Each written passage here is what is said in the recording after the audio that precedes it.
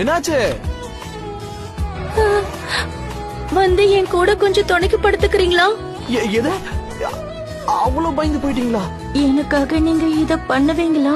நாளைக்கு டெஸ்ட் வேற இருக்கு. நான் என்னோட ரூமுக்கே போய் அமைதியா தூங்கிடுறேன்.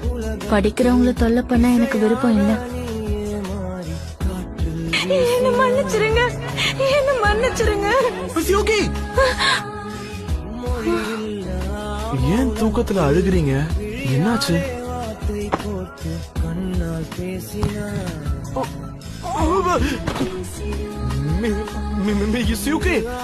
என் கூடவே இப்படியே இருந்துருங்க. சியோகி